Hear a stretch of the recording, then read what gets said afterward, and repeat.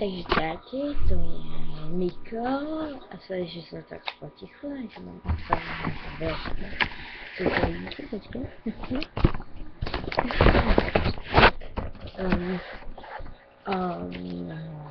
Tak chcela som vám povedať o Asku. Tak má otázky, tak ako vám odpovedať. A to sú tie Askové otázky a toto vám chcem ukázať, aké budú tie otázky formou od vás. Čiže od vás. Tak no, ktoré sú tvoje najobľúbenejšie umelecké diela? No tak ja osobne, ale nie. Žiadne. Aspoň ja takovia nemám, či vy? Otázka číslo 2. 2, 4, 2. Tak, kto je... Počkaj. Kto je osoba, s ktorou chceš ísť na večeru? Tak, to vám nepoviem. Tak, otázka číslo 3. Tak si piacovitá alebo lenivá. No tak ja osobne som niečo medzi, ale počkaj, to mi pripomína. Ja som mala otvoriť piach. Takže som späť. Stojím, šla som piach. Tak otázka číslo 4, čiže 4.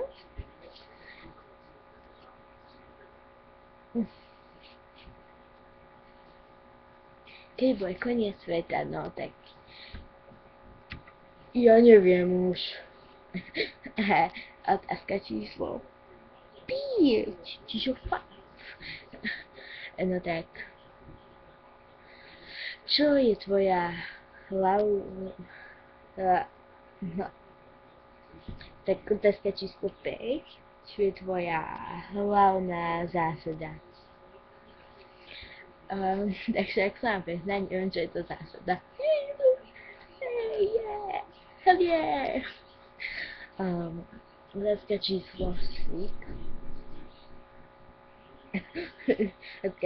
Otázka číslo 6, počkať, aby mi bola vidieť, no, tak. Počkaj, takto.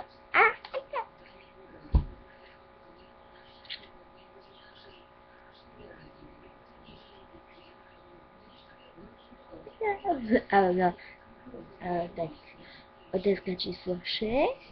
Je dôležitejšie milovať alebo byť milovaný? Tak, podľa mňa je dôležité, podľa mňa oboje, no. Podľa mňa to je oboje. No tak toto bolo videjko.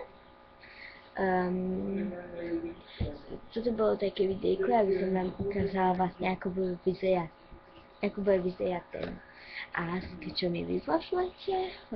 Majte čutečko a ja sa s vami lúčime, takže...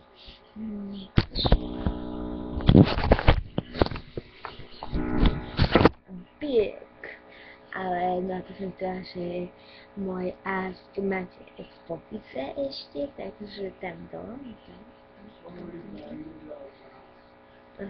Tam dole. Dám do popisu a môžete mi posielať otázky, takže Mikča.